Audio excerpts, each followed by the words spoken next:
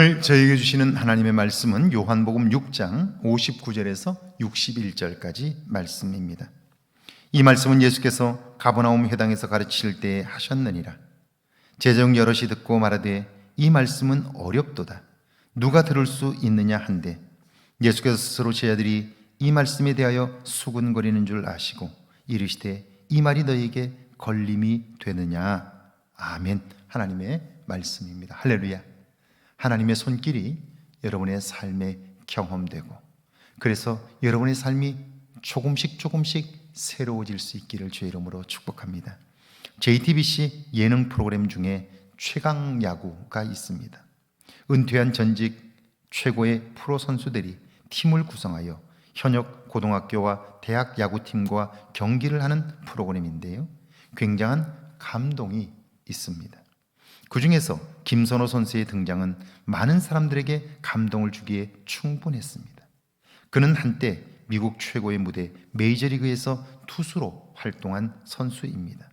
그는 최강야구의 해설진의 한 사람으로 그 프로그램에 참여했는데요, 어느 날 프로듀서가 그에게 제안을 해요. 당신이 시합에 나설 수 있겠습니까? 그러자 그는 마음에 묻어두었던 진심을 드러냅니다. 하고 싶습니다. 그러나 3개월의 시간이 필요합니다. 그리고 그는 거의 10년 만에 손에서 놓았던 공을 다시 잡습니다. 3개월 동안 비지땀을 흘립니다. 그리고 드디어 첫 무대에 올랐습니다. 그가 던지는 공은 예전의 기량의 절반도 안 되지만 그러나 사람들의 기대를 넘어섭니다. 그리고 벅찬 감동으로 자신의 역할을 다합니다. 기뻐하고 감격하는 그의 모습을 보면서 오늘 우리의 삶이 왜 무기력해지는지를 다시 보아 알게 되었습니다. 59절입니다. 이 말씀은 예수께서 가버나움 회당에서 가르칠 때에 하셨느니라. 이 말씀은 양식을 통해 몸이 유지되고 성장하는 것처럼 생명의 떡이신 예수님과 교제함으로 매일 의논하고 의식하고 살아감으로 성장한다는 말씀입니다. 그분으로 인하여 영원한 생명을 얻는 것을 말씀하는 거죠. 예수님은 가버나움 회당에서 사람들에게 그것을 가르치셨습니다. 그렇습니다. 예수님의 가르침을 통해 우리는 눈에 보이는 것 안에 갇혀 있었음을 알게 되죠. 그분의 가르침을 통해 깨닫고 경험하게 될 때 영적인 삶을 보고 알게 되고요, 경험하게 됩니다. 그러므로 신앙 안에서 가르침을 받는다는 것은 정말 중요한 거죠. 60절입니다. 제자중 여럿이 듣고 말하되 이 말씀은 어렵도다. 누가 들을 수 있느냐 한데 예수님께서 말씀하시자 제자중 여럿이 자기들끼리 말합니다. 너무 어려워. 도대체 무슨 말씀을 하시는지 알아들을 수가 없어. 배움에 있어서 모르는 것은 당연합니다. 모르기 때문에 배우려고 하는 거죠. 그런데 너무 어렵다고, 뭔 소리인지 하나도 모르겠다고 말하는 것은 배우려는 의지가 없기 때문입니다. 사실 모르기 때문에 물을 것이 있고 물으면 알게 되는 거예요. 그렇게 배운 것들이 내 안에 쌓이게 될 때 그것이 실력이 되는 거예요. 그런데 어려워서 모르겠다고 하면 배우려는 의지가 자랄 수가 없습니다. 그 의지가 없다면 그 일은 기쁨이 아니라 고욕이 되고 그 일을 지속할 수가 없게 되는 거예요. 그러니까 모르면 물으면 되는 거예요. 물으면 알 수 있게 되고 알면 그 아는 것으로 인한 기쁨이 생기게 되죠. 왜? 아는 만큼 내가 보지 못했던 것들을 보게 되니까요. 그런데 61절입니다. 예수께서 스스로 제자들이 이 말씀에 대하여 수군거리는 줄 아시고 이르시되 이 말이 너희에게 걸림이 되느냐. 예수님께서 그런 그들에게 말씀합니다. 이 말이 너희에게 걸림이 되느냐.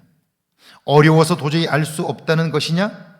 그것은 어렵기 때문이 아니라 영적인 일을 육체적인 눈으로는 볼 수 없기 때문이다. 그렇게 말씀하는 거예요. 예수님은 영적인 일에 눈을 뜨지 못한 그들의 모습을 말씀하고 있는 거예요. 사실 어렵다고 말한 그들은 하나님을 믿는 사람들이에요.